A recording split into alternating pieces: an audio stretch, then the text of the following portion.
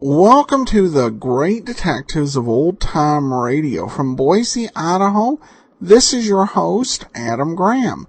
If you have a comment, email it to me, box13@greatdetectives.net.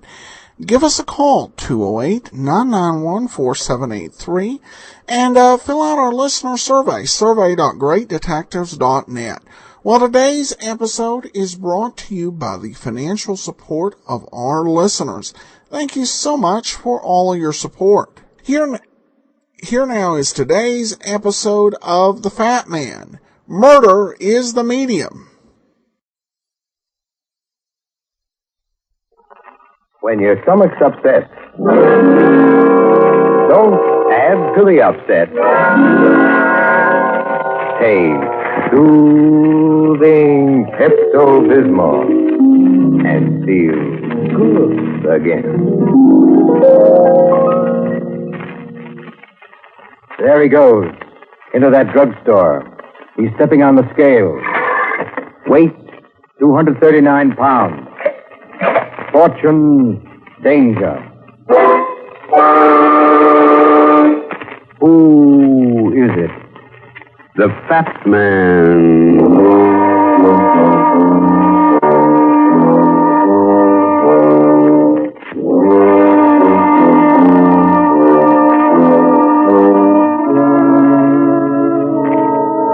To most people, a zoo is a collection of four-footed animals. But there's one menagerie I know of where the inmates walk on 2 feet. In the first cage, for instance, you'll find the giant forger, whose specialty is writing other people's names. And in another iron cell, you can inspect the genus pickpocket, known also as the Little Dip, who can sometimes prove that the hand is quicker than the eye. But the prize exhibit is a hopped-up character with a nervous twitch in his forefinger. He prowls alone when he looks for prey, and he's known for his taste for murder. That's the Fat Man, a fast-moving criminologist who tips the scales at 239 pounds. Brought to you by the Norwich Pharmaceutical Company Limited, makers of Pepto-Bismol, Unguentine, and other fine drug products.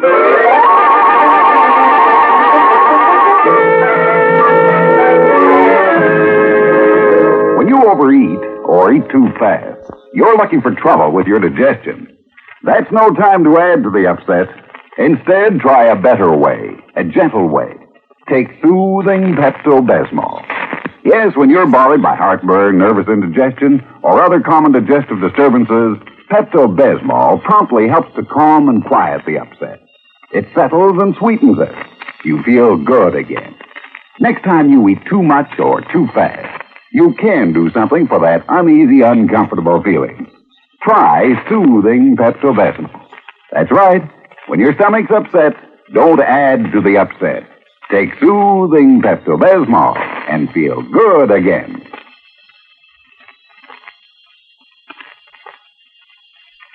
And now from New York, The Fat Man, starring J. Scott Smart in Murder is the Medium. The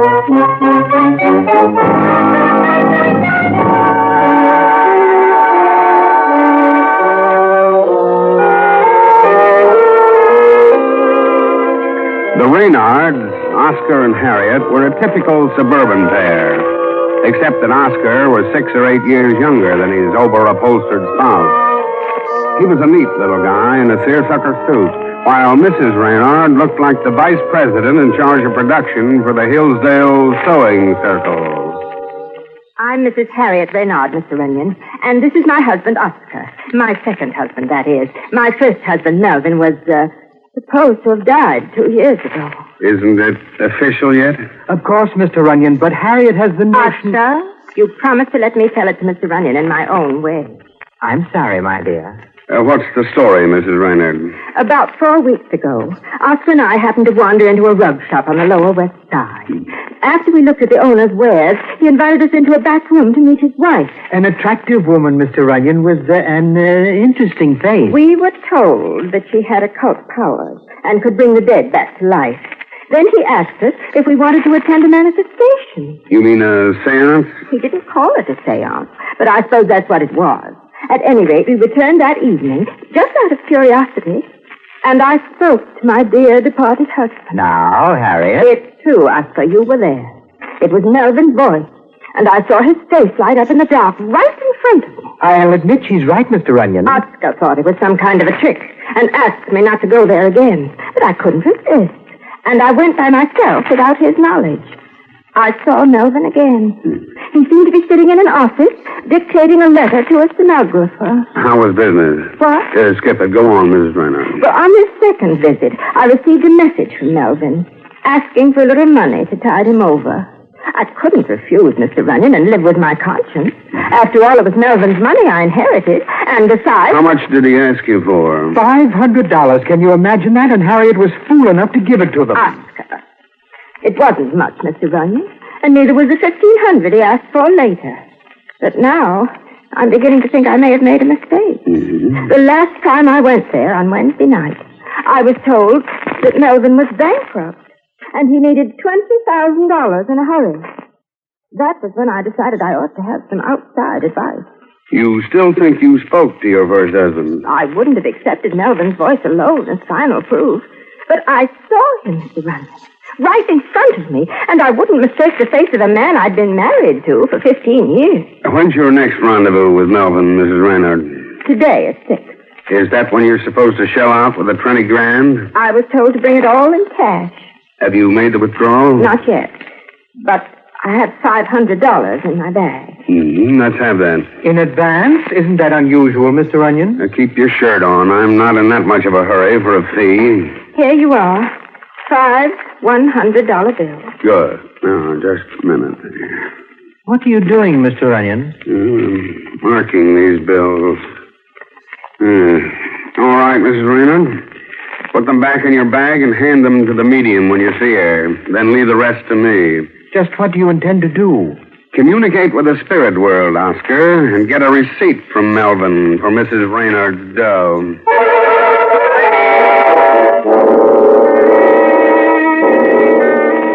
The rug shop was a murky little joint that reminded me of an Asiatic bazaar. The walls were covered with oriental rugs, and I could smell the pungent odor of strong, aromatic coffee someone was brewing in the rear. The proprietor was a thin little man whose accent I couldn't quite place, but I knew it wasn't far from the Persian Gulf. His manners were impeccable, and his smile was full of teeth, while he clasped his skinny hands in a gesture of greeting. It is my wish to serve you, sir. Oh, are you the owner? Mr. Puisan, at your command. Well, I'm shopping for rugs. We make a specialty here, sir, of rugs. You are perhaps familiar with Oriental rugs? In a sketchy way. Then permit me to make a few suggestions in my humble manner. The finest rugs, as you might know, come from Persia. And this is a perfect example. Just feel its texture, sir. Just like a kitten. It is a kashan, a notable weave. Observe the striking red foundation with its floral designs and exquisite lines. Yeah, reminds me a little of an Ispahan. An Ispahan. Then you do know something about weaving. The Ispahan is a rare treasure indeed. Creations of genius from the 16th century. But only a few choice specimens are now in existence. And they're worth a king's ransom. You've got quite a display here, Puisan. Very big. Must take quite a bit of lettuce to make a collection like this. Looks to me like it's worth a lot of dough. They are here on consignment only, my friend. And all I receive is a commission for the sale. But you do not appear very interested. Oh, why don't you let me browse around for an hour or so? I like to take my time. I would be most happy to permit it, sir. But unfortunately, I must close the shop at 6. My wife is conducting a manifestation at that time. Oh, your wife is a medium? Well, she does not call herself a medium, but she communicates with the spirit world. That sounds interesting. Any chance of getting in? Is there some dear departed loved one you wish to contact? Oh, dozens of them. Which on? Oh, Angela, my dear. My assistant, sir. How do you do? Your wife wants to see you. Oh, thank you, Angela. Excuse me for one moment, sir. Charlene. Who are you? The name is Runyon.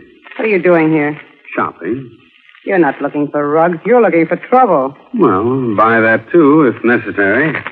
Is this a raid? Not exactly. There's no law against conducting a meeting in this state. But there's a law against fraud, sweetheart, and it's still in the book. Pardon me, sir. Yeah? My wife has requested that you join us inside. Show the gentleman in, Angela. You'd better get out of here while the going's good. And miss a chance of communicating with the dead? Suit yourself. But look out you don't end up on their side.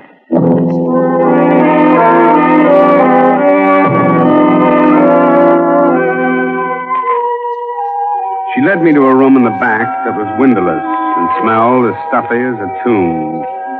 There were a number of folding chairs lined up against the wall, the kind they use in funeral parlors. And behind a bare desk, her face as rigid as a mask, sat an oriental-looking woman. We were joined by Oscar Reynard and his wife about 5 minutes later, but we gave no sign of recognition. And as Puisan shuffled to the center of the room, I could feel the tension mounting like the approach of an electrical storm. The lights, Angela. Put it out, please. Now we are ready to begin. We are waiting, Salah. We are gathered here together this night, again to make contact with our friends in other worlds. Is there anyone here who wishes to talk to one of the departed? I do. Identify yourself, please. Harriet Bernard. And who do you wish to see? Melvin Bishop, my late husband. Melvin Bishop. Do you hear me? Return to earth and make your presence known. Melvin. The contact is difficult, Salah. Very difficult. But you promised me he'd come. I am sorry, Mrs. Reynard, but it's quite impossible. Ah! Melvin! It's Melvin! There he is, Mr. Runyon, above her head. Put out that light. All right.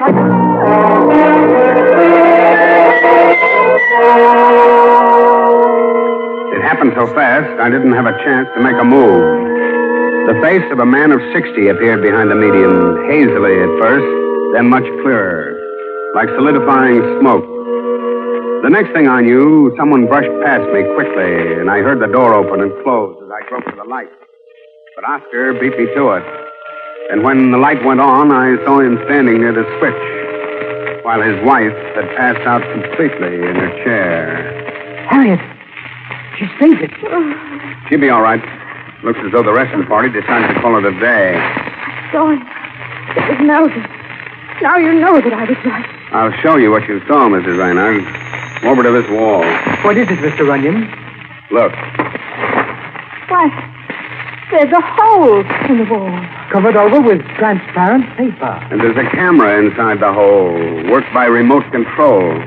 A roll of movie film and a little ingenuity goes a long way as far as suckers are concerned. And as for his voice, it looks as though something new has been added. Move away from that desk, Oscar. It's a medium, Mr. Runyon. It's Salah, on the floor behind the desk. With a 10-inch stiletto stuck in her back.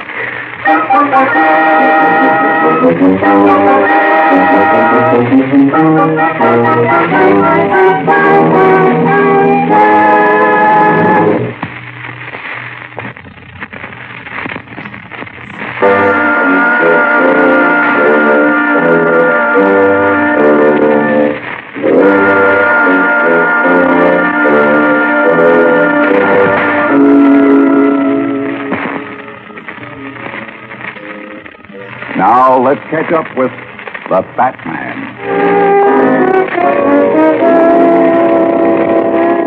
The police sent out a citywide alarm for Puisan and his girlfriend. For 3 days went by with practically no result. Then I got myself a bright idea.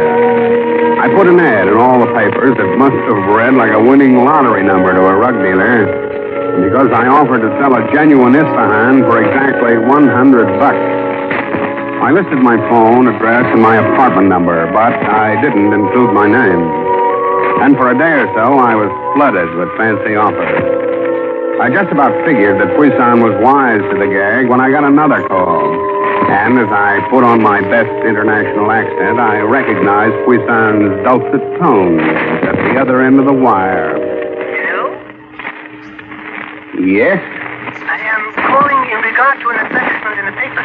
Oh, the rug. You say it is an Isfahan? Oh, the genuine article. And why do you wish to sell it so cheaply? I am selling a rug, my friend, but not a history of how I obtained it. Do you wish to inspect it? If you please. My address was included in the advertisement. Will you be home within the hour? I shall be most delighted. And I shall be most pleased to visit your house.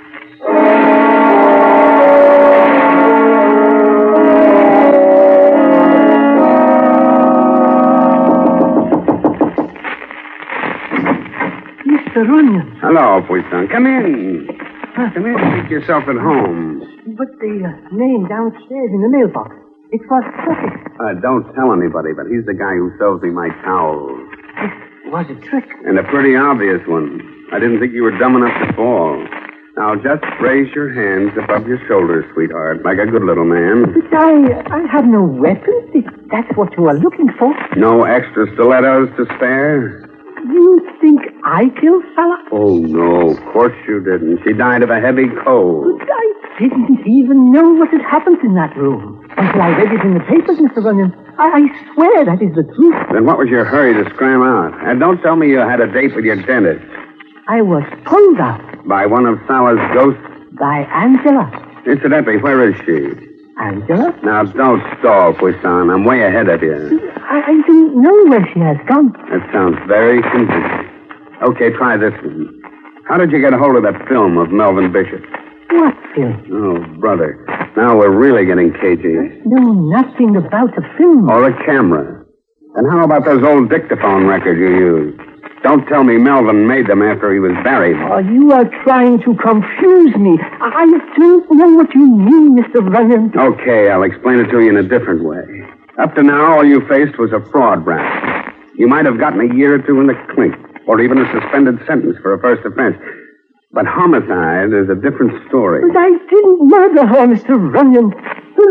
What should I do? Tell me how to save myself. I'm an innocent man. Where's Angela, Puisan? If I tell you where to find her, will I go free? Well, that all depends. But if you don't give me a lead, you haven't got a chance. Very well, Mr. Runyon. I will take you to Angela.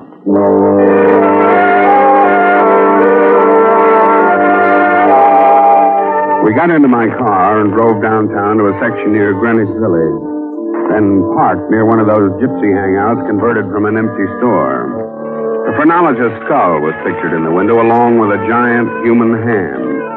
And inside at a small table with a bottle of hooch in front of her was Angela. Puisan? I see you double in brass, baby. How's the palm reading business? What do you want? I'd like to have my fortune told. Angela? Shut up! So this is what I get for being loyal to you. You double-crossing little stool pigeon. But he said it was murder, Angela. And he told me they'd give me the electric chair. I hope they do.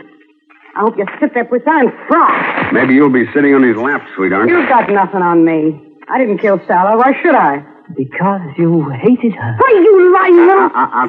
Temper. How many times did you make a play for me behind her back? This is not true, Mr. Runyon. Not much it isn't, you hypocritical little fake. No, I treated Angela as a daughter. And as far as my wife was concerned, I never knew until the other night that she was a fraud. You mean you attended those phony sessions and played it straight? I believed my wife had occult powers because I am a superstitious man. Whatever was done without my knowledge. This jerk was so dumb his own wife didn't trust him. And I felt sorry for him. Like a dope, I tried to save his rotten hide. But from now on, he's on his own. He can worm his way out of this one all by himself. You've got a little worming of your own to finish, sweetheart. Don't threaten me. You've got nothing on me but a misdemeanor. You don't say. All right, so I did figure out the moving picture stunt. So what? It was Sala who collected the dough. And it was Sala who also held out on me for my share. But I fixed her wagon. With a 10-inch knife. I didn't touch her. All I did was work the movie camera when she didn't expect it. I knew you were a private dick, and so did she. We were supposed to let this act go flat that night, so you couldn't get any evidence. Too bad that room was dark. I would have loved to see her face when I flashed that picture on the wall. Where'd you get a hold of it? Wouldn't you like to know? Believe me, sweetheart, I'm gonna know. You can take me into custody. And you can question me from now until the cows come home. You won't be able to hold me for murder, and you know it. How much you getting paid to keep your mouth shut? Plenty. A lot more than you can afford to pay to open it up. And there's no question about my getting the moolah this time, handsome. Because this time, I'm on the receiving end alone. Here's luck, you oversized flatfoot. All good for me. And all that. Ryan, what has happened to her? She's dead, Puissant. Dead? That bottle of booze must be loaded with poisoned dynamite. She said she was on the receiving end, and she wasn't kidding. I put in a call to headquarters and left Puissant with the body. Then I hopped into my car and started for Mrs. Reynard's suburban home. I didn't bother with the doorbell, but entered through the service entrance in the basement and found my way upstairs to the first floor. The house was dark, which suited me fine, and I used a pocket flash to browse around. But 10 minutes later, as I was going through a study desk, I suddenly found out the place wasn't as empty as I thought it was. Oh, good evening. What are you doing in my house, Mr. Runyon? Didn't the butler announce me, Oscar? I can't believe it. Can it be possible that you're nothing but a common thief? Oh, stop. Where's your wife? She's ill in bed. I was turning in myself when I heard a noise down here, so I found my gun and decided to investigate. Oh, relax, Oscar, and put the gun away. You know I didn't come here to steal the silverware. Well, why did you come? I was looking for some film. Film? Movie film. Was the late Melvin Bishop an amateur motion picture fan? That's something I couldn't tell you. Well, then maybe Mrs. Reynard can. I told you she was ill. Huh? What's the matter with her? The shock of the medium's murder was a little too much. Well, she can spare me a couple of minutes. I won't be long. You insist on seeing her? Yeah, if it's all right with you. Very well, Mr. Runyon. Oscar. Yes? Don't you think we'd both be a little more comfortable without that gun in your hand? I'm perfectly relaxed. Yes, so I noticed. My wife is on the floor above. We'll use those stairs. You can proceed to her room, Mr. Runyon, and I will follow. Right behind. We slowly climbed the staircase to the upper floor, and Oscar nudged me into the room with the barrel of his gun. His wife was in bed, propped up on a couple of pillows, and I noticed a glass of milk on a table right next to her. She looked a little startled when her husband and I walked in, particularly when she saw the gun in Oscar's hand and the unusual expression on his ordinarily timid face. Sorry to disturb you, Mrs. Reynard. I found Mr. Runyon in the study downstairs prowling through the house. I don't understand. Well, you will in just a minute. Mr. Runyon would like to ask you a question, Harriet. Oh, it's already answered. That moving picture film the medium used belonged to Melvin Bishop, and it came from here. I found more just like it in the study desk. But how did they get hold of it? Well, that's what I was trying to figure out. It could have been stolen by Angela, for instance. But that theory was eliminated when Angela was. Eliminated? The girl is dead, Mrs. Reynard. She had a visitor a few minutes before I spoke to her. He brought a bottle of poisoned whiskey and a proposition to keep her mouth shut. She accepted both and crossed herself off my list. But that's incredible. Your husband made a bargain with Sala, the medium, to fleece you a little dough. He gave her the film and a couple of Melvin's old dictaphone discs. When Melvin asked you for the money, the voice was dubbed in. But it wasn't hard to do with a perfect model on a record. The man is mad, Harriet. Absolutely mad. On the night I went to Puissant's, Oscar got in touch with Sala. He told her a private detective was on his way and had to play it down. She was going to do just what he asked her to when Angela decided to throw a monkey wrench in the works. Oscar thought Sala was crossing him, so he knocked her off. Don't you think you might... It's as good as in the bag. You're the only logical nominee who happens to be left, Oscar. You settled that when you settled with Angela. Yes, I settled with her the way I intend to settle with you, Mr. Runyon. Only I'm not blackmailing you, Oscar. I'm putting you in the chair. You ought to stick to poison, Oscar. Oh, you killed him. And the only thing that would kill this guy would be a dose of DDT. You mind if I borrow that glass of milk, Mrs. Reynard? I imagine Oscar prepared it for you with his own little hand. Come on, come out of it, sweetheart. Papa's got a little drink. Here, would you like to wet your whistle? No, take it away, for heaven's sake. Don't put that glass near my mouth. It's funny, I had a hunch about that one. What's in that glass, Mr. Runyon? A slight dose of poison, Mrs. Reynard. Poison? Probably enough to kill a horse. Someone must have given your husband a chemistry set for Christmas. All right, Oscar, up on your feet. All right. The next time you attend a seance, you'll be sitting in the important chair. And when they pull that switch, mister, you'll contact Melvin Bishop in person.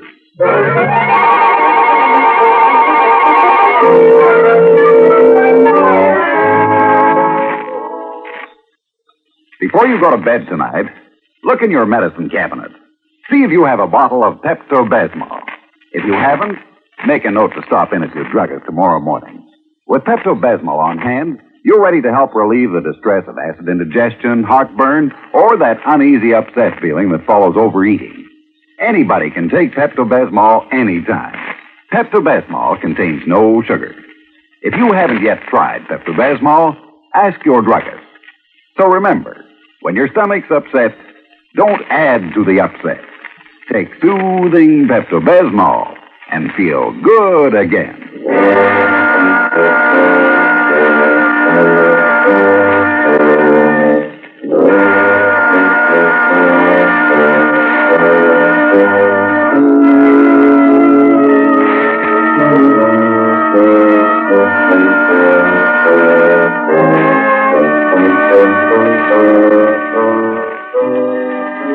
Next week, the Norwich Pharmaceutical Company presents that fascinating and exciting character, the Fat Man, in the adventure called Murder Rides the Breakers. A short while ago, a traveling salesman threw his cigarette butt out of the car window as he sailed along listening to his car radio. It was a dry day. There was a breeze. Well, you know the rest. The cigarette set fire to the dried grass, caught some twigs, then spread along the roadside till some low branches burst into flames. Then another breeze sprang up, and the big fire started. But the traveling salesman had gone from there. He never realized that his carelessness had caused a forest fire. You're not like that, salesman. You never throw lighted butts out of the car windows, do you?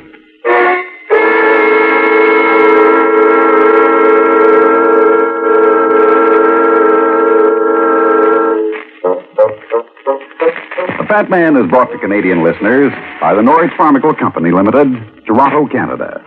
Herb May speaking. This is the Dominion Network of the Canadian Broadcasting Corporation.